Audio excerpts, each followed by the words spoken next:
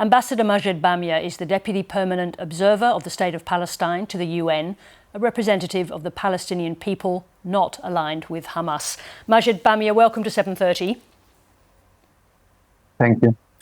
What is your understanding of what's going on in the peace talks in Cairo? Is a formal pause in the fighting still possible? The ceasefire must happen. This is a matter of life and death for tens of thousands of people. This is the way to help alleviate the humanitarian catastrophe underway in Gaza, to stop the killing of civilians, to allow for families to be reunited, hostages and prisoners to be released. This is the only way. We've seen 7 months that have only brought death and devastation. And now the prospect of this Israeli bombardments and attacks on Rafah, which have already killed dozens of people, and we have 1.4 million people at the edge of the Gaza Strip, stranded there, have been displaced there, and trying to find safety, and they found safety nowhere, and now the Israeli shelling is following them at this last place where they were able to stay. Now, to avoid that catastrophe, as well as the questions to Israel, should the Hamas military leadership agree to leave Gaza? We are saying there needs to be a ceasefire. That kind of conditionality that makes a ceasefire agreement, whatever that conditionality is not helpful. The important thing is to find now a way to stop the killing, to find a way to get out of this tragedy and to work towards peace. We want just and lasting peace with a Palestinian state fully independent, which is a prospect that the current Israeli government refuses. And we are promoting a peaceful path. Not to resort to violence to achieve liberation, but a peaceful path. And that's why we should be supported in that endeavor, including at the vote on Friday. There is no reason to deny us membership when Israel has been a member of the United Nations now for 75 years. And I'll come to that vote in just a minute, but I just want to stay with that question for a moment. Are you also asking for Hamas to take responsibility and for the leadership, the military leadership, to depart from Gaza? We are asking for the Palestinian Authority and to be able to rule both in the Gaza and in the West Bank, and our political program to be the one implemented, which means a peaceful path with monopoly over the arms and the use of the arms. So that is a discussion we're also having with Hamas in parallel to that effect. But we understand as well that there might be conditions that are put by Israel with the sole mean of perpetuating and continuing this conflict, because Netanyahu has said it, he considers the Palestinian state as an existential threat. So we don't want to play into his hands by making these discussions. There should be a ceasefire agreement immediately, and then we should work towards the situation in Gaza being improved and reunited with the West Bank, and towards liberation. We also have 500 people who were killed, Palestinians, in the West Bank in the last 6 months or so, and the current Israeli incursions there. The attack is against the Palestinian people as a whole.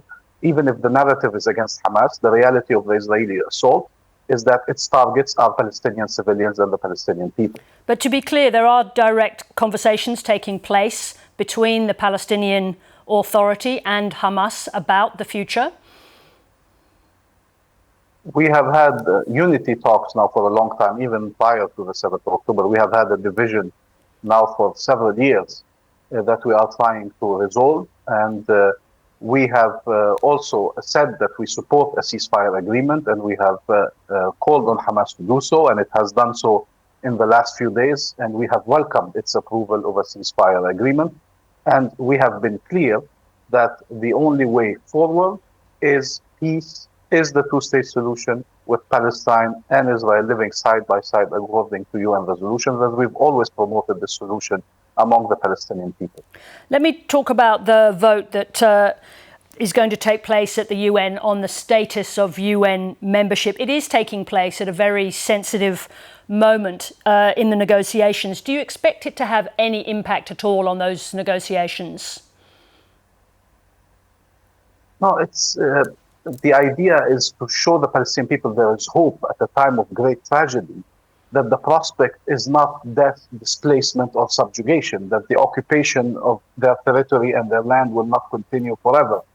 And therefore, instead of saying we will recognize the state of Palestine whenever Israel agrees, and clearly the current Israeli government and several governments before it have not agreed, it is to say the Palestinian state is not up for negotiation. It's not a matter for Israel to decide. The occupation must end, and both these states must be able to coexist. And since we admitted Israel, I don't know when Australia recognized Israel, but I'm guessing it's a few decades ago.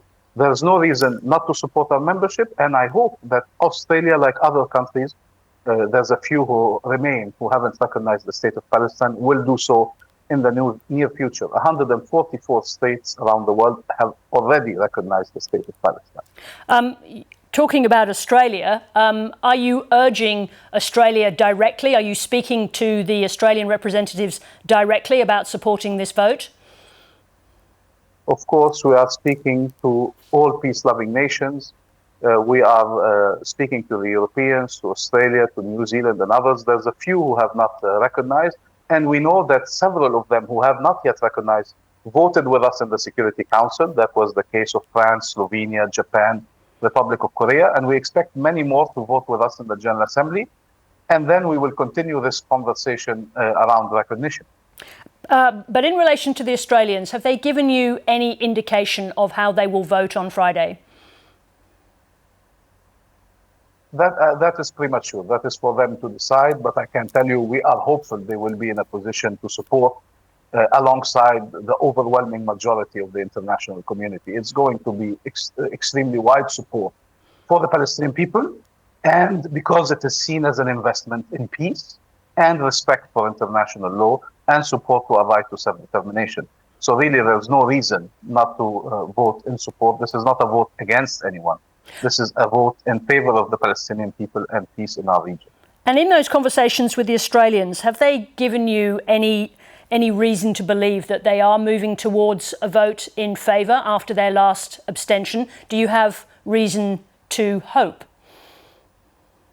So this is the first vote on our membership that we are bringing forward to the General Assembly after the very wide support in the Security Council, but there was a veto that prevented a favourable recommendation of the Council.